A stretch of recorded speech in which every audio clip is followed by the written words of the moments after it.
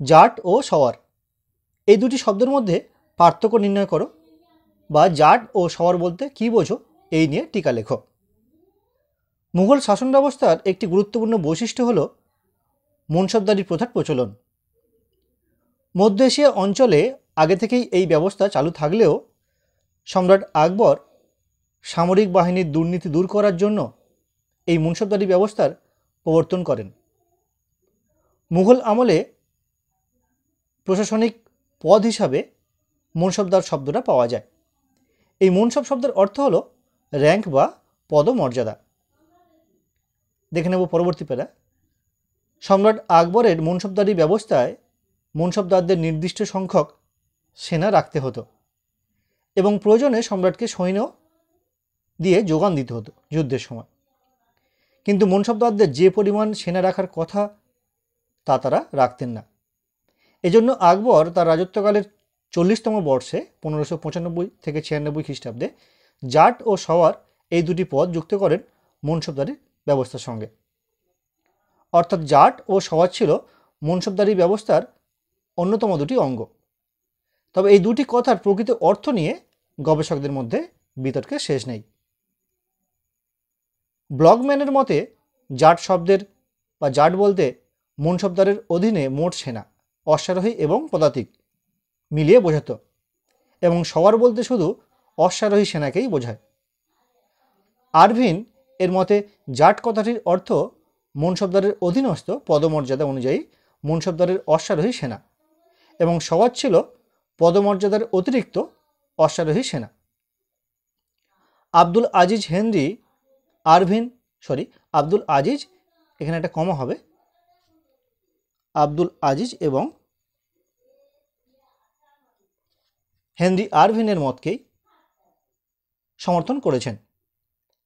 আর ত্রিপাঠী এর মতে সওয়ার ছিল অতিরিক্ত সেনা। সওয়ারের সংখ্যা অনুযায়ী মনসবদাররা অতিরিক্ত ভাতা পেতেন। ইশতিহাক হুসেন কুরেশির মতে উপরের কোনো ব্যাখ্যাই সঠিক নয়। তিনি বলেন যে জাট কথাটি মনসবদারের ব্যক্তিগত পদমর্যাদা সূচক এবং সওয়ার কথাটি মনসবদারের অধীনস্থ সেনার সংখ্যা সূচক। যেহেতু মনসবদারের পদমর্যাদার সঙ্গে তার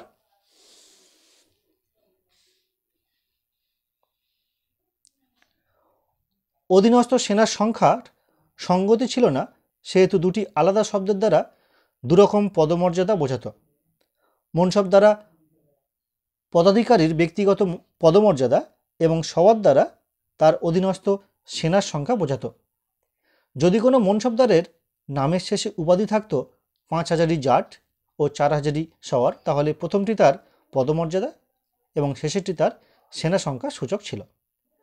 সুতরাং ডক্টর কুরেশির মতে সওয়ার কথাটি ছিল সেনার সংখ্যাবাচক পদমর্যাদা।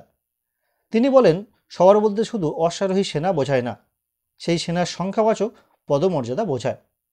মোট কথা হলো জাট ছিল মনসবদারের নিজ পদমর্যাদা সূচক শব্দ এবং সওয়ার ছিল সেই মনসবদারের অধীনস্থ সেনার সংখ্যাবাচক পদমর্যাদা সূচক শব্দ। দেখে নেব আজকের প্রশ্নের শেষ প্যারা। মূলত আজকের এই প্রশ্নটি পেপার CC9 তোমাদের হিস্ট্রি অনার্সের 4th সেমিস্টার 5 নম্বরের। তো এই প্রসঙ্গে বলি, তোমাদের এই সেমিস্টারে যে মোট 3টি পেপার রয়েছে CC8, 9, 10, 3টি পেপারের এবছরের জন্য অর্থাৎ 2024 সালের জন্য যে গুরুত্বপূর্ণ প্রশ্ন সাজেশান অলরেডি কিন্তু আমি আপলোড করে দিয়েছি। এমনকি এই যে 3টি পেপারের বিগত 3 বছরের যে পরীক্ষা হয়েছিল সেই পরীক্ষার প্রশ্নপত্র এবং প্রশ্নপত্রের যে শর্ট কোশ্চেনগুলো রয়েছে সেগুলোর কিন্তু সমাধান করে দিয়েছি। এমনকি সাজেশানে উল্লেখিত বিভিন্ন প্রশ্নের নোটস, বড় প্রশ্নের নোটস অলরেডি আমি আপলোড করে দিয়েছি। বেশ কয়েকটি করতে বাকি রয়েছে। তো আজকের এই প্রশ্নটি CC9-এর প্রশ্নমান 5-এর, দেখে নাও তোমরা। শেষ করব আজকের প্রশ্নের শেষ প্যারা। সৈন্য পোষণ ক্ষমতা অনুযায়ী মনসবদারের আবার 3টি শ্রেণীতে বিভক্ত করা হয়েছে। যেমন যিনি জাট মর্যাদার সমান সংখ্যক সওয়ার সৈন্য রাখতেন তিনি ছিলেন প্রথম শ্রেণীভুক্ত, যিনি সামান্য কম সওয়ার সৈন্য রাখতেন তিনি ছিলেন দ্বিতীয় শ্রেণীভুক্ত, এবং যিনি নির্দিষ্ট সংখ্যার অর্ধেকেরও কম সওয়ার রাখতেন তিনি ছিলেন তৃতীয় সম্প্রদায়ভুক্ত বা শ্রেণীভুক্ত মনসবদার। তো এ থেকে বোঝা যায় জাট হলো মর্যাদা এবং সওয়ার হলো সৈন্যের সংখ্যা। তবে এই ব্যাখ্যা নিয়েও কিন্তু যথেষ্ট বিতর্ক রয়েছে। তবে সর্বজনগ্রাহ্য মত হলো জাট কথার অর্থ হলো পদমর্যাদা এবং মনসবদারের অধীনস্থ অশ্বারোহী সেনার সূচক, যার ভিত্তিতে মনসবদারের বেতন, মর্যাদা ও দায়িত্ব নির্দিষ্ট হতো। অন্যদিকে সবার কথার অর্থ হলো একজন মনসবদার তার অধীনে প্রকৃত যতজন সেনা পোষণ করতেন তার হিসাব। তো এই ছিল আজকের ভিডিওর বিষয়বস্তু। তো আজকের ভিডিওটি বা উত্তরটি কেমন লাগলো অবশ্যই কমেন্ট করে জানিও, আর প্লিজ একটি লাইক করো এবং বন্ধুদের সঙ্গে অবশ্যই শেয়ার করো।